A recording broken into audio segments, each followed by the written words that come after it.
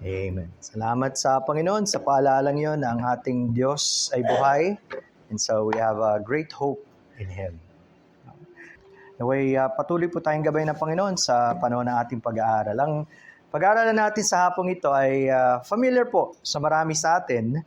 Lalo na po ito ay matatagpuan sa Matthew 22, 1-14. At tinatawag itong The Parable of the Wedding Feast. At alam natin kung gaano kahalaga ang isang kasalan. Lalo-lalo na, di ba? Kasasaksi lang natin yung kaibahan ng isang Christian wedding kumpara sa yung traditional na kasalan.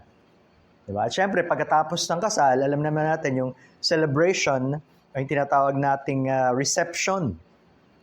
Ito ang gagamitin ng Panginoon na para magturo sa bahaging ito ng Matthew chapter 22 verses 1-14. So if you have your Bibles, turn with me there at babasahin po natin simula sa verse 1. And Jesus answered and spoke to them again by parables and said, "The kingdom of heaven is like a certain king who arranged a marriage for his son and sent out his servants to call those who were invited to the wedding. And they were not willing to come. Again he sent out other servants saying, 'Tell those who are invited, see, I have prepared my dinner, my oxen and fatted cattle are killed, and all things are ready. Come to the wedding.' But they made light of it and went their ways, one to his own farm, another to his business. And the rest seized his servants, treated them spitefully, and killed them. But when the king heard about it, he was furious, and he sent out his armies, destroyed those murderers, and burned up their city. Then he said to his servants, 'The wedding is ready, but those who were invited were not worthy. Therefore go into the highways, and as many as you find, invite to the wedding.' So those servants went out into the highways and gathered together all whom they found, both bad and good, and the wedding hall was filled with guests. But when the king came in to see the guests, he saw a man there who did not have on a wedding garment. So he said to him, 'Friend, how did you come in here without a wedding garment?' And he was speechless. Then the king said to the servants, 'Bind him hand and foot, take him away, and cast him into outer darkness. There will be weeping and gnashing of teeth.' And in verse 14, 'For many are called, but few are chosen.'" And may God bless His word. Let's pray. Maraming salamat, Panginoon, sa inyong mga salita na patuloy ginagamit ninyo para kami po ay turuan. Salamat dahil sa mga katotohanan na ito, pwede po kaming magkaroon ng tunay na pag-iisip. Ano nga ba ang aming kalagayan sa inyong harapan? At tulungan nyo, Panginoon, na hindi kami magpatuloy ng walang isang malalim na pagkakilala sa inyo, but we will desire you more than anything else. So Lord God, do bless our short time of study, for we commit this in the Lord Jesus' most precious name. Amen. So in this parable of the wedding feast, at least tatlong bagay po ang titingnan natin. First of all is the importance of the wedding. Gaano kahalaga yung kasalang ito. Secondly is the attitude of those who were invited. Ano bang naramdaman ng mga inimbita? And thirdly, of course, the possibility of being so near and yet so far. Pwede palang isang tao maging napakalapit pero malayo pa rin sa Diyos. Tingnan natin yung unang point, the importance of the wedding. Now, mahalaga agad ang parable na ito sapagkat ang nagkwento ay ang Panginoong Jesucristo. At sabi sa verse number 1, "And Jesus answered." Kung ganun ang opening nito, it invites us to go back to the previous happening. Nagsimula siya. And Jesus answered. May nangyaring nauna. At posible daw na sinasagot ng Panginoon yung mga nasabi na ng mga religious leaders earlier in the previous chapter. Or pwede rin na sinasagot niya ang mga nasa isip at puso nila laban sa Kanya. Tandaan nyo, when we dealt with chapter 21, ramdam na ramdam nila, sila yung tinutukoy ng Panginoon. So nagtanim sila ng galit sa Kanya. And then ang sabi doon, He spoke to them again by parables. Maraming ginagamit ng mga talinhaga ang Panginoon at this particular time. And this one is in connection with the parable of the vineyard na ating tinalakay last time patungkol sa bansang Israel. At parating na ang paghatol ng Diyos sa bayang ito. At hindi pa nila alam. Now, pag in-examine natin ang kasalang ito, it was no ordinary wedding. Hindi siya ordinaryo. Bakit? Ang pinag-uusapan dito, matataas na mga tao eh. And notice ang phrasing na ginamit in verse 2, that the kingdom of heaven is like a certain king who arranged a marriage for his son. So immediately, dinadala tayo dun sa thought na ito ay patungkol sa Diyos at sa kanyang kaharian. Ang character na ginamit, again, pertaining to God Himself, was a king. At makikita nyo, this was the marriage of His son, meaning it's the wedding of the prince. Kaya napakahalaga. And you could imagine, abang iniisip ko to, yung king mismo, yung hari, he was very excited sa magaganap na wedding na ito. Yung anak niya ang involved eh. Di ba? So, gusto niyang maging maayos lahat, and so he thought about it, he probably prepared for it for a long time, at makikita niyo yung generosity ng king, yung pagiging mabuti niya, at yung paanyaya niya para sa marami. Sabi sa verse 3, he sent out his servants and call those who were invited to the wedding. Now, just on that phrase, naisip niyo ba at hindi ba kayo nagtataka, bakit kailangan pang tawagin yung mga inimbitahan sa wedding? Dito natin makikita may pagkakaiba yung setting ng Jewish wedding sa ating nakasanayan na wedding. Sa ating panahon ngayon, madaling magpadala ng imbitasyon. Di ba? Magpadala ka lang at malalaman na ng tao, iniimbita ko. And that's it. Hintayin nyo na lang yung day na darating. Pero sa panahon yon, hindi ganoon. And when we compare this, maintindihan natin bakit naging ganito ang nangyari. Now, para mas maintindihan natin, I'm quoting from William Barclay, at ito ang sabi niya, the king in this parable had long ago sent out his invitations. So, naipadala na yung imbitasyon ng matagal na, but it was not till everything was prepared that the final summons was issued. So, they needed time to prepare. Hindi nila alam yung exact day and time. At nung handa na, tsaka ipinadala yung mga servants, handa na lahat, pumunta na kayo. So you would imagine, bakit ganito ang setting sa parable na ito? Kailangan pang ipadala ang mga servants to call the guests.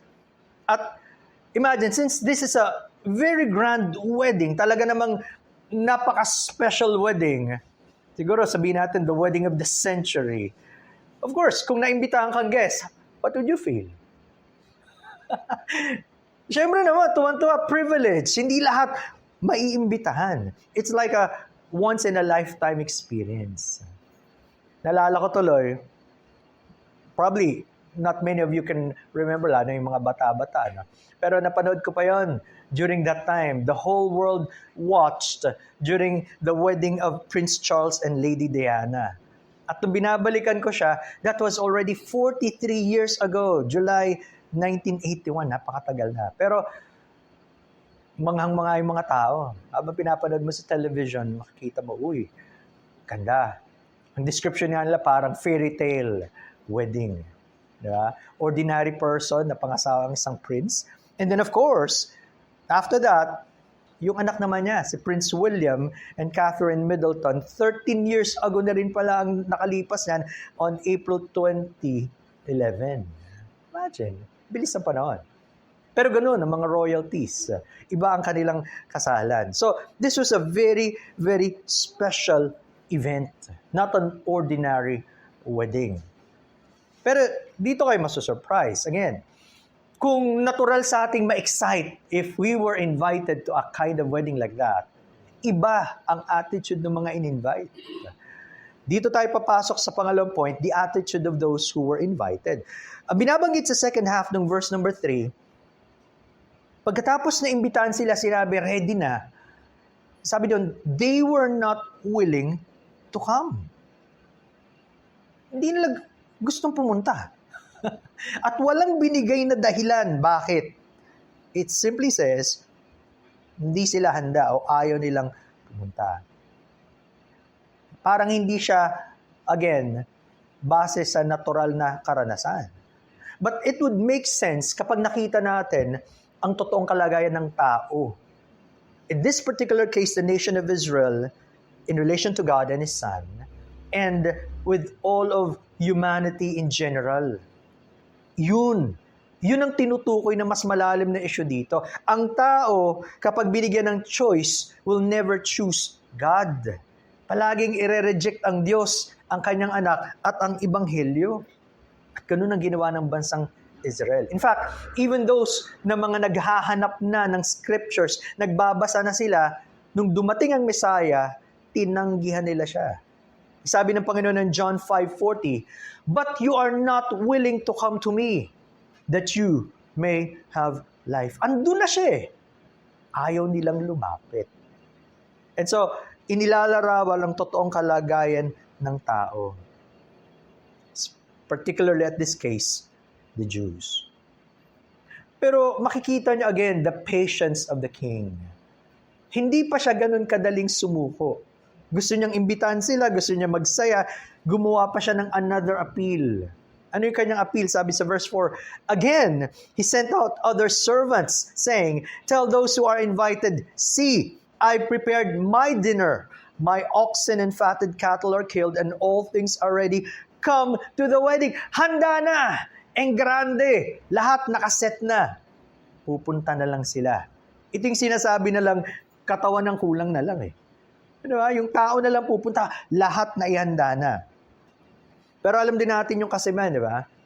Bago yung katawan, kailangan magsimula muna sa puso at sa isip. But since they were not willing to come, walang pipilit sa kanila. Hindi nila dadalhin yung katawan nila para pumunta doon at makipagplastikan. Hindi nila gagawin yan. At eto pang reaction nila, sabi sa verse 5, "But they made light of it and went their ways, one to his own farm and another to his business." Nagiging mas malinaw ngayon. Ano ang kanilang damdamin sa hari at sa kanyang anak? Hindi mahalaga sa kanila yung hari at yung kanyang anak. Hindi ko malaman kung bakit. Hindi natin alam kung bakit nabuo yung ganoong pagtanaw sa kanila. Hindi nila pinahalagan. Walang kwenta sa kanila yung magaganap na event simply because hindi mahalaga sa kanila yung hari at yung anak niya. That's the entire matter. Nagpatuloy sila sa daily routine. Pwede mo namang manggawin yan eh. Daily routine nga eh, di ba? At any other time, you could do that. Pumunta ka sa farm mo, pumunta ka sa business mo, but this is a very, very special occasion. Kaya dito papasok ang sabi natin, di ba? Pag gusto, may paraan. Pag ayaw, napakaraming dahilan. At yun, nagdahilan na sila. But I wonder, habang iniisip ko ito, di ba? Gaano karaming mga tao ngayon would value the natural things of this life instead of God. Di ba? Napakaraming dahilan para mga tao, they would miss to worship God, they would miss to follow God, they would miss to do what God wants. Marami.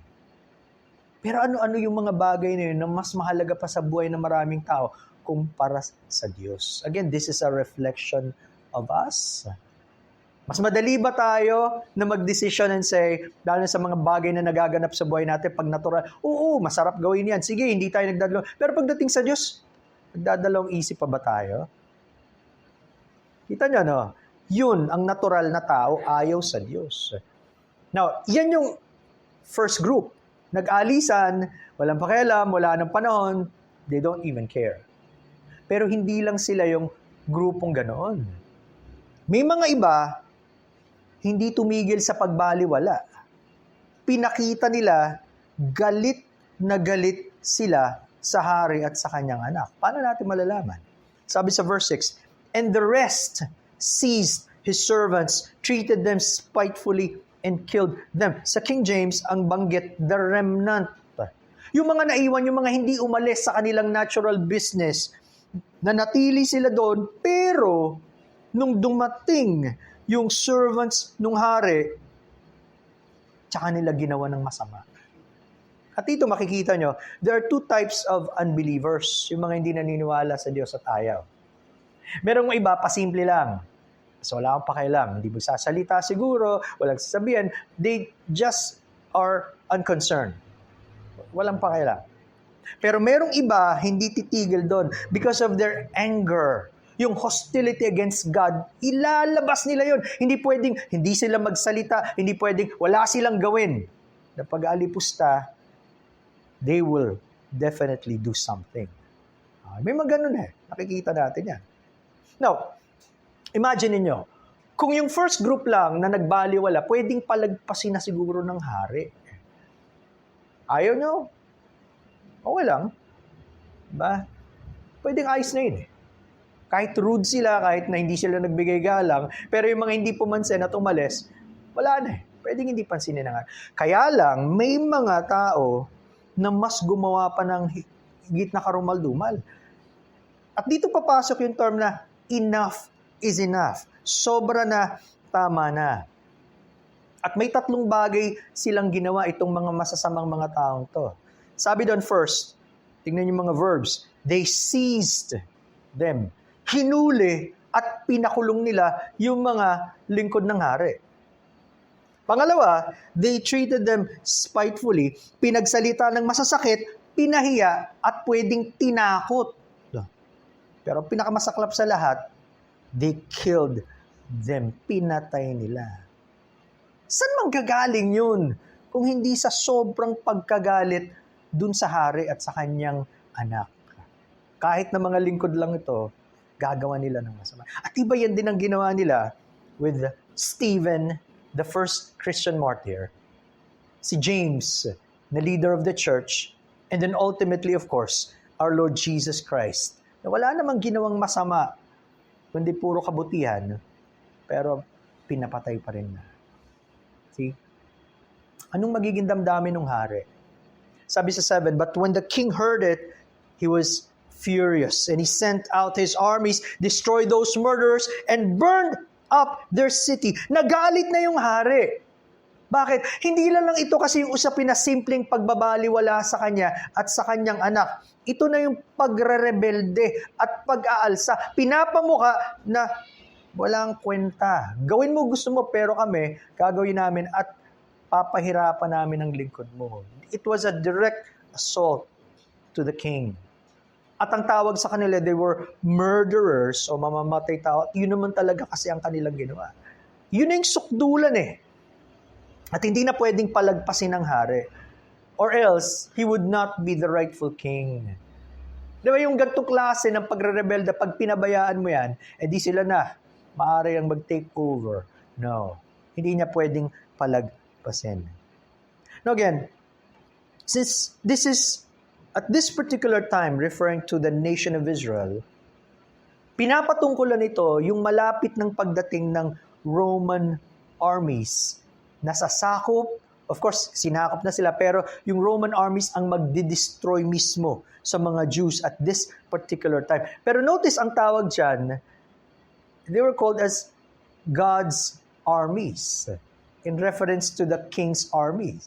Gagamitin ng Diyos kahit ng mga unbelieving Romans para parusahan ang bayang ito. Ang dating bayan na pinili ng Diyos, pinagpakitaan niya ng napakaraming pabor, sa patuloy nilang pagtalikod panahon na para sila ay hatulan ng Diyos. Kaya dapat ang mga tao hindi magpakampante. Kung feeling nila nakakaligtas sila sa babaliwala sa Diyos, darating ang panahon, God will judge them. Huwag kayong magbaliwala. Now, there was a bit of a change in the plan. Okay? Magpapatuloy yung kasal, pero may magbabago. Sabi sa verse 8, then he said to his servants, the wedding is ready, but those who were invited were not worthy. Tingnan nyo yan. Pero katutusin naman, walang taong worthy pagdating sa harapan ng Diyos kasi lahat tayo makasalanan. Pero lalo na lang pinatunayan, bagamat isinama sila, na hindi talaga sila karapat-dapat kasi ayaw nila. So the invitation was extended.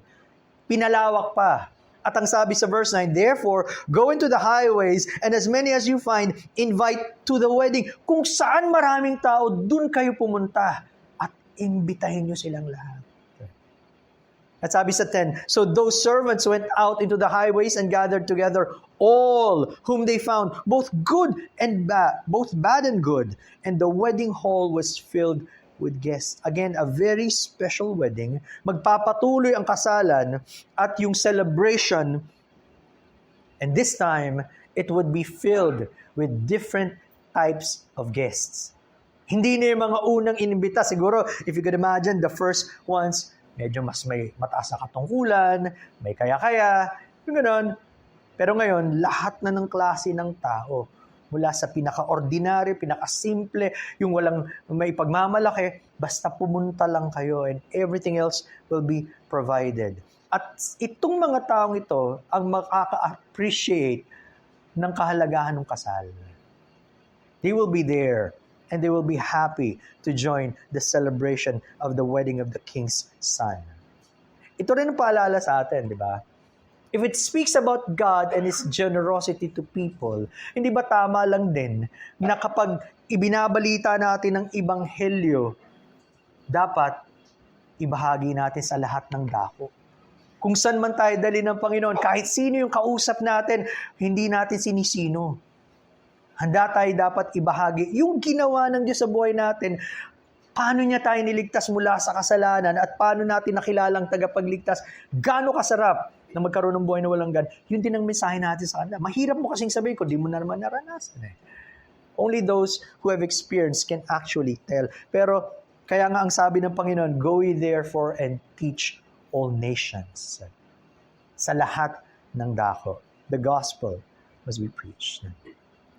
Now, nung nagaganap na yung feast, yung wedding celebration, tingnan nyo nangyari, dito papasok yung sinasabi nating third point. Pwede palang napakalapit mo na pero napakalayo. The possibility of being so near and yet so far. What happened? Verse 11. But when the king came in to see the guests, he saw a man there who did not have on a wedding garment. In-examine ng hari at interesado siya, sino-sino yung mga pumunta. So, tinignan niya ngayon. And probably, according to the custom of the time, dahil nga mayaman ang hari, syempre, nasa kanyang resources eh. Madali para sa kanya na magbigay ng kasuotan para sa lahat ng mga dadalo. Sometimes you would encounter that in some weddings. Pag may kaya-kayong ginakasal, sila nang bahala. Kahit sa mga abay, sila na magpapatay. This time, lahat ng mga guests would have a special wedding garment para makatin sila sa feast. So, pinrovide na lahat. Tao na lang talaga pupunta eh. At may imagine nyo, kung lahat may ginawa ng napakagandang kasuotan, ang hindi magsuot ng ganun, madaling manotice. Kitang-kita mo agad, namumukod tangi. Lalo na kung ang kanyang sinuot, wala man lang paghahanda, kitang-kita agad ano. At ang sabi sa 12, so we said to him, friend, ang ganda pa ng tawag ng hari. Diba? Friend, kaibigan, how did you come in here without a wedding garment? And he was speechless. Pumunta itong lalaking ito, ando dun siya physically, pero makikita nyo, based on his actions, wala yun dun ang kanyang puso. At wala siyang paggalang sa hari, at walang pagpapahalaga sa ikinasal. Andun lang siya. Siguro para makita ko ano nangyari. At alam niyo naman, during special occasions, maraming tao pupunta para uminom. Para makikain. Libre. Diba? Lalo na, saan ka makakita ng gano'n? Again, once in a lifetime occasion, andyan na lahat ng klase ng pagkain. Gusto niya lang siguro. Pero wala doon ang kanyang puso. At hindi man lang nagbigay ng effort para ibigay yung kanyang best. A very, very special occasion. Ang tanong nga ni John Trapp, is it fit to come to such a feast in thy worst, in the leathern coats, in the tattered rags, and menstruous clouds of wretched old Adam? Pupunta ka na rin lang, ba't di mo pa ibigay yung best? Ano kang pupuntahan mo, mahalaga. Pero again, it brings us again to that concept. Kung sasamba ka na rin sa Diyos, kung gagawa ka na rin ng para sa Diyos, hindi ba karapat-dapat siya sa pinakamahalaga, sa pinakamaganda na pagpapakita ng paggalang, pagsamba? Hindi yung kakaunti at tira-tira. Yun mismo ang ipinakita niya. Kaya ngayon lalaki, he was speechless. Wala siyang masabi, wala na siyang kailangang idahilan. At kahit hindi siya nagsasalita, his actions spoke louder than his words. Hindi na niya kailangan magsalita. Wala doon ang kanyang puso, wala doon ang kanyang isip. Walang paggalang. In fact, baliktad. Doon niya pinakita ang kawalang respeto niya doon sa hari at sa anak. May kinasala. Kaya tingnan niyo reaction ng hari, sabi sa 13. Then the king said to the servants, bind him hand and foot, take him away and cast him into outer darkness. There will be weeping and gnashing of teeth. Now again, hindi tayo sanay sa ganyang tagpo. And so, para sa atin, lalo na ngayon sa panahon natin, may masaling kang konti, reklamo agad ang mga tao, di ba? Merong konting nagalaw, hindi nila maintindihan paano mangyari ito. Hindi lang isinuot yung tamang damit, paparusahan na agad. Napakalupit naman. But again, Spurgeon said, he had, by his action, if not in his words, said, I am a free man and will do as I like. So the king said to the servants, bind him, pinion him, let him never be free again. He had made too free with holy things. He had actually insulted the king. Ang feeling niya, siyang may karapatan, gagawin niya, gusto niya, walang regard sa hari. Ba't ka pa dumalo? Diba? At yun ay isang uri ng pag-insulto at pagre-rebelde. Kahit hindi niya ginawa yung ginawa ng iba, nananakit o umalis, umatin nga siya. Pero ganun pa rin ang damdamin niya, wala pa rin pagpapahalaga. Again, you notice in this parable, may tatlong klase ng tao. First of all, there are those who are indifferent to the gospel. Walang pakialam sa mensahe ng Diyos sa Ebanghelyo. They don't care about God and His Son. Yun yung nakita nating una. Pangalawa, there are those who are antagonistic to the gospel. Talagang kalaban sila at papakita nilang kalaban sila. Hindi sila pwedeng manahimik. Gagawa sila ng kahit ano. Maipakita lang. They are against God. Kahit manakit pa. And thirdly, there are those who are unchanged by the gospel. Merong iba. Oo, sama-sama, andyan, pero walang pagbabago sa puso at isip. Di ba, hindi accident bakit sa Isaiah dinidescribe ang kaligtasan as garment of salvation? Pinapalitan ng Diyos Kung paano ang suot natin dahil sa kasalanan ay napakarumi, napakabaho, tapos yung sira-sira, pero papalitan niya because of His righteousness nung garments of salvation. Pero ang isang tao na hindi totoong kinilos ng Diyos, pwedeng andyan sila. They might continue on for many years, doing the same things, singing the same songs, parang mukhang totoo nga Sino pa ba ang hindi mas magmumukhang totoo among the 12 disciples o apostles? Hindi ba si Judas? At walang mag-e-expect na siya yung magnanakaw? Napakatotoo outwardly, pero walang binagong puso. At pareho pa rin, walang pagmamahal sa Diyos, walang pagmamahal sa kanyang anak, kailangan silang hatulan ng Diyos. Again, this must serve as a warning. Sa napakaraming tao who continue on to listen to the Word of God, nakikinig sila palagi. And minsan pinaprocess nila, minsan hindi. Pero they just come in, they go out. Ganun pa rin, wala nangyari. Hanggang tumitigas na ang puso and they don't care anymore about God. Ikaw ba yan? I don't know. Only God knows. Kung ikaw yan, huwag ka nang magmatagal at sabihin mo, Panginoon, kailangan ko kayo, please. Huwag niyo kong hayaan na mamuhay ng ganito lang. Or else, you might just be deceiving yourself. At yan din ang ating panalangin dapat sa marami sa ating mga kaibigan, sa ating mga mahal sa buhay, sa mga kasama natin, huwag makontento na yun na yun. Ang sabi sa last part, for many are called, verse 14, but few are chosen.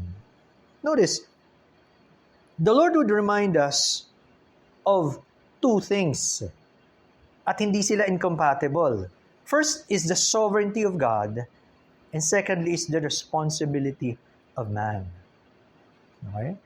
Maraming tao pinaglalaban, no? They are both in scriptures at parehong totoo. Bakit may mga hindi pumunta dun sa wedding party? Kasi tinanggihan nila yung invitation. Kaya may kasalanan sila, mananagot sila. Pero kapag nilaliman pa natin, bakit may mga hindi talaga pumunta at ayaw? Because may panawagan eh. What we usually call as a general call. Pero hindi sila kasama sa mga pinili. How do you know kung kasama ka sa pinili ng Panginoon? Well, one thing. Gusto mo ba na lumapit sa Kanya? Kapag ibinigay ang invitation for you to repent and to come before God, ikaw ba yung tao na gusto mo, Panginoon, please help me? Bagamat parang may mga pagkakataong parang ayoko pero help me. Ikaw ba yun? O palagi mo na lang nire-reject o nine-neglect ang mensahe? Don't be like that. Diba yung katanungan nga, how do we know if God loves you or if God loves me? Well, ibalik natin yung tanong, do you love God? Kung minamahal mo ang Diyos at gusto mo siyang mas mahalin pa, alam mong minamahal ka ng Diyos because He first loved us. That's why we can love Him. At yun din yun, it is true for Israel, it is true for the world, and it is true even in the church. Ganun pa rin. Bagamat palaging ipinapahayag ang salita ng Diyos, lalo ng Ebanghelyo, ang mga tutugon, yung mga pinili ng Diyos. Pero hindi natin problema kung sino pipiliin ng Diyos, sa Kanya yun eh. Ang ating responsibilidad, tutugon ka ba sa panawagan niya?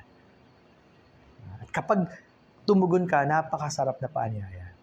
Salamat sa Panginoon. At huwag manatili sa atin, ipahayag natin sa mas marami pa, para mas marami rin ang magkaroon ng totoong kaligtasan at pagkakilala sa Panginoon.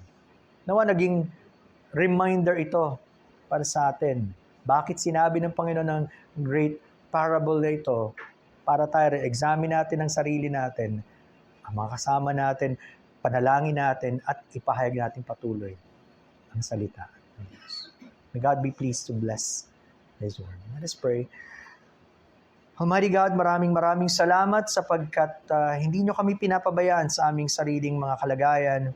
Salamat po dahil you truly examine our hearts and you are able to make your words real to us. Bagamat ito ay sinabi ng Panginoong Jesucristo para sa mga tao sa panahon yun, and yet it also reflects our true condition, O Lord. Kami ba yung mga taong patuloy na magbabaliwala o tatanggi sa inyong paanyaya? O kami yung masayang-masaya na tutugon at nararanasan namin ang kasarapan na makasama kayo at ang kaligtasan na tanging sa Panginoong Hesus lamang ay patuloy namin nararanasan at gusto rin namin sabihin sa iba pa. Salamat, Panginoon, for these reminders, and we pray that you would bless your word in our hearts, and to you be alone the glory. We commit all of these things in the Lord Jesus' name.